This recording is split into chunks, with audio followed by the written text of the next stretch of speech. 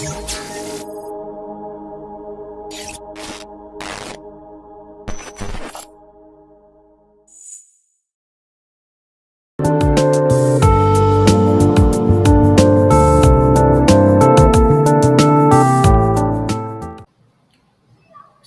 dan salam sejahtera. Pada hari ini, kami akan membentangkan presentation berkaitan tajuk CTU, iaitu Malaysia Prihatin Tunjang Semangat Perpaduan Negara. Seterusnya, saya memperkenalkan ahli kumpulan kami, iaitu yang pertama, saya Muhammad Nasta'in bin Muhammad Ibn Saifuddin. Yang kedua, Syahmi Hakim bin Abdul Halim. Yang ketiga, Nurliana Putri binti Rahman. Yang keempat, Fatihah Nurmisha binti Syahrul Hisham. Yang kelima, Muhammad Haziq Daniel bin Muhammad Nawawi. Dan last sekali, Muhammad Rashidi bin Muhammad Asri. Hai, saya Nurliana Putri binti Rahman dan saya akan terangkan tentang pendahuluan. Bila sebut pasal tunjang semangat perpaduan negara, kita akan teringat dan teribau tentang suatu ketika dahulu Malaysia pernah dijajah oleh bangsa asing dan kesan daripada penjajahan tersebut, hasil bumi di Malaysia dirampas, dan banyak nyawa diragut serta ramai rakyat Malaysia diseksa pada ketika itu. Dan ia adalah tragedi yang sangat kejam. Oleh sebab itu, Malaysia terus bangkit dan mencapai kemerdekaan pada tahun 1957 dan Malaysia kini di dalam fasa era pemodenan dan pembangunan di mana generasi muda lahir dalam era yang membangun dan moden. Ia membangun dengan pesat, dengan pelbagai kemudahan dan teknologi yang canggih seperti telefon, laptop dan sebagainya, dan dia juga mempunyai internet untuk berhubung dengan orang luar yang lebih meluas ke strata dunia. Betul? Apabila negara terdedah dengan kemajuan ini dan semestinya semangat perpaduan atau patriotism lebih mudah untuk dipupuk di dalam kalangan masyarakat dan generasi muda, kerana masyarakat pada masa kini mempunyai pelbagai teknologi yang canggih dan lebih banyak, lebih mudah untuk menyebarkan pelbagai unsur-unsur yang video ataupun konten-konten yang boleh membangunkan lagi semangat perpaduan di kalangan masyarakat di Malaysia.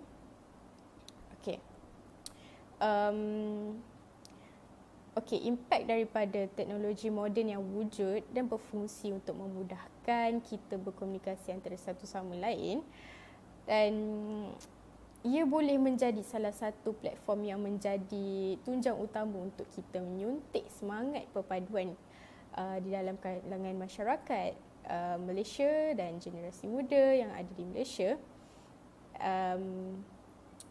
Ia akan menjadi tunjang utamalah untuk meningkatkan semangat perpaduan di dalam kalangan masyarakat di Malaysia supaya bersatu padu. Perpaduan membawa maksud seperti rakyat atau masyarakat bersatu padu dan melindung negara serta menguatkan sesebuah negara.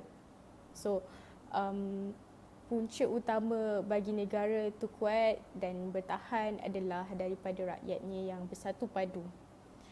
Macam di Malaysia, kita ada pelbagai kaum, pelbagai agama dan especially pelbagai kaum lah. Kita ada banyak kaum dan bangsa, dan apabila semua bersatu padu untuk mempertahankan negara, ia lebih mudah untuk kita tidak mudah terpengaruh dengan budaya asing ataupun bangsa-bangsa asing.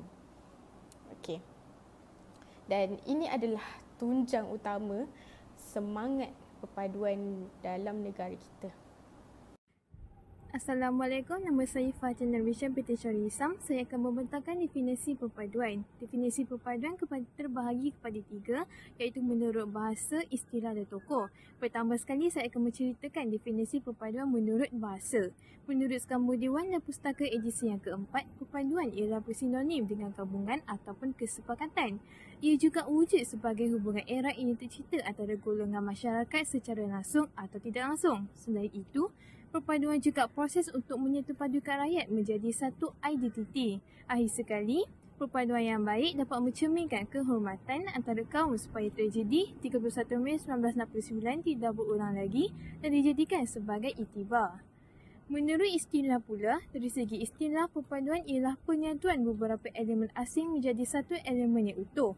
Perpaduan menurut istilah juga mempunyai pelbagai tafsiran seperti negara Malaysia yang menggunakan perkataan muhibah yang bermaksud harmoni, manakala negara India pula mengamalkan konsep unity in diversity yang bermaksud kepentingan perpaduan. Secara kesimpulannya, walaupun istilah perpaduan mempunyai maksud yang berbeza, namun ia mempunyai satu tujuan yang sama, iaitu mencapai perpaduan. Akhir sekali, definisi istilah menurut tokoh. Dalam konteks Islam, perpaduan diambil daripada konsep asabiyah, iaitu perpaduan sosial, di mana ia diperkenalkan oleh tokoh Islam yang bernama Ibn Khaldun. Manakala tokoh Barat pula seperti Plato yang mengistilahkan bahawa perpaduan terbentuk kerana setiap individu saling menjaga keharmonian, manakala bagi tokoh Timur pula iaitu Mahatma Gandhi yang menyatakan bahawa perpaduan akan terbentuk kerana wujudnya masyarakat yang beramalkan nilai-nilai murni. Itu saja. 3.0 Faktor-faktor semangat perpaduan Malaysia prihatin. 3.1 Pelbagai etnik dan budaya. Di Malaysia, kita mempunyai tiga etnik kumpulan yang terbesar, iaitu India, Cina dan Melayu. Kumpulan etnik lain juga wujud seperti orang asli, Bumi Putera, Sabah, Sarawak. Kekuatan unik negara ini adalah pelbagai etniknya. Kumpulan etnik yang berbeza membawa budaya, tradisi, bahasa dan amalan yang berbeza bersama mereka. Menyedari, menghargai dan menerima perbezaan ini adalah penting kepada semangat perpaduan Malaysia. 3.2 Selain itu, komitmen Malaysia terhadap kebebasan beragama memainkan peranan penting dalam memupuk keharmonian. Malaysia menjunjung prinsip kebebasan beragama yang membolehkan orang ramai mengamalkan agama pilihan mereka tanpa halangan. Kebebasan ini menunjukkan keprihatinan terhadap kebebasan individu serta memahami dan menghormati kepelbagaian kepercayaan agama rakyat Malaysia. Situasi COVID-19 menunjukkan bagaimana rakyat Malaysia bersatu dan mengambil berat antara satu sama lain. Keprihatinan rakyat Malaysia terselah apabila ramai golongan rakyat yang lebih bernasib baik mengambil kesempatan untuk membantu mereka yang memerlukan. Terdapat badan bukan kerajaan yang turut serta mengambil bahagian untuk membantu rakyat yang terkesan apabila mengambil inisiatif untuk menghantar bungkusan-bungkusan makanan terus ke hadapan rumah mereka yang mengibarkan bendera putih semasa pandemik melanda. 4.2 Rakyat dari pelbagai kaum tanpa mengira warna kulit dan status sosial bekerjasama untuk menyokong dan melindungi satu sama lain. Apa yang lebih penting, kita berjaya ketepikan perbezaan dan perselisihan yang wujud dalam masyarakat. Kita menggalakkan persefahaman dan perpaduan sesama kita. Akhirnya, perbezaan mahupun pertelingkahan kaum, agama, wilayah dan status sosial tidak wujud dan menjadi penghalang kepada kita semua untuk hidup aman dan harmoni dalam negara ini. Penting bagi setiap rakyat Malaysia untuk menekankan falsafah di sebalik pembentukan Malaysia, dengan itu terwujudnya rasa cinta akan perdamaian. 5.0 Faktor program-program kebudayaan dan sukan. Yang pertama, peluang untuk berinteraksi. Program kebudayaan dan sukan di Malaysia membolehkan individu daripada pelbagai latar belakang etnik berinteraksi, memahami budaya masing-masing dan membina hubungan sosial yang kukuh. Program ini juga mewujudkan persekitaran yang selamat dan eksklusif, menggalakkan dialog antara budaya dan mengatasi stereotip dan prasangka. Secara keseluruhannya, program ini telah memainkan peranan penting dalam mengukuhkan semangat perpaduan, toleransi dan persefahaman di Malaysia yang berbilang budaya. Yang kedua, mengeratkan hubungan.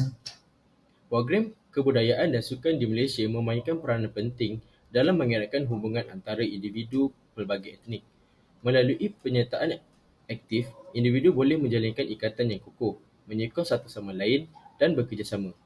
Program ini juga memperkenalkan individu dengan lebih baik mengatasi stereotip dan menghormati perbezaan budaya dengan mewujudkan persekitaran eksklusif yang menggalakkan kerjasama dan ketelitian. Program ini berpotensi untuk melahirkan masyarakat yang harmoni dan bersatu padu serta membentuk asas yang kukuh untuk masa depan negara yang lebih baik. Terima kasih.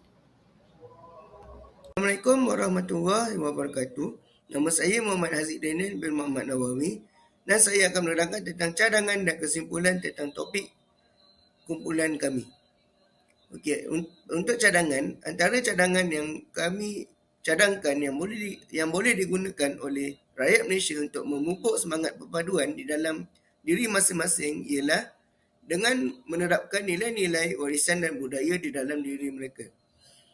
Ini kerana umum mengetahui bahawa Malaysia merupakan sebuah negara yang mempunyai pelbagai kaum seperti kaum Melayu, kaum Cina dan kaum India. Oleh itu, rakyat Malaysia boleh berkongsi dan mengaplikasikan budaya kaum mereka sendiri dengan budaya kaum yang lain seperti aspek pemakanan, pemakaian dan adat.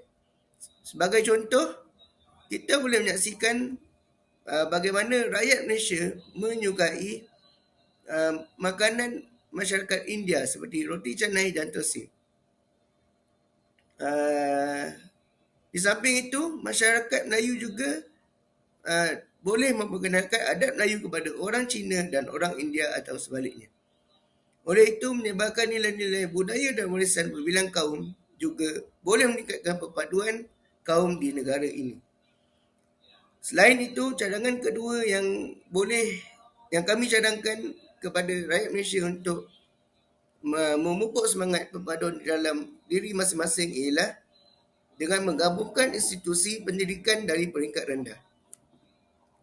Umum mengetahui bahawa di Malaysia terdapat 3 sekolah vernacular yang digunakan di dalam sistem institusi pendidikan, iaitu sekolah kebangsaan jenis Cina dan sekolah kebangsaan jenis Tamil.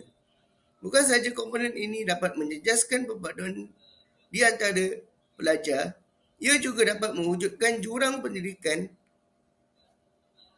antara pelajar kerana kurikulum yang berbeza digunakan. Oleh itu, kami mencadangkan bahawa pihak kerajaan perlulah menubuhkan satu sekolah kebangsaan yang menerima semua kanak-kanak dan remaja tanpa mengira latar belakang, kaum dan dapat menyediakan pendidikan yang terbaik kepada pelajar-pelajar ini. Dengan ini, para pelajar juga akan dapat berinteraksi dan bergaul sesama kaum dan perkara ini juga tidak langsung dapat membawa pemahaman dan dapat memupuk semangat kekitaan dalam diri pelajar-pelajar. Itu saja untuk cadangan. Sekarang saya akan menerangkan tentang kesimpulan untuk topik kumpulan kami ini. Sebagai kesimpulan, semangat perpaduan adalah perkara yang amat penting kepada sesuatu bangsa dan negara. Dan semangat perpaduan ini juga perlulah dipupuk oleh semua rakyat tidak kira bangsa dan agama. Selain itu, kita juga dapat mengetahui cara-cara untuk menerapkan semangat perpaduan agar rakyat akan saling hormat menghormati antara satu sama lain, tidak kira bangsa dan agama. Oleh itu, kita sebagai rakyat Malaysia perlulah memupuk semangat perpaduan di dalam diri kita daripada kecil lagi agar negara dan rakyat Malaysia tidak kira kaum akan hidup dalam keadaan aman dan harmoni antara satu sama lain. Terima kasih.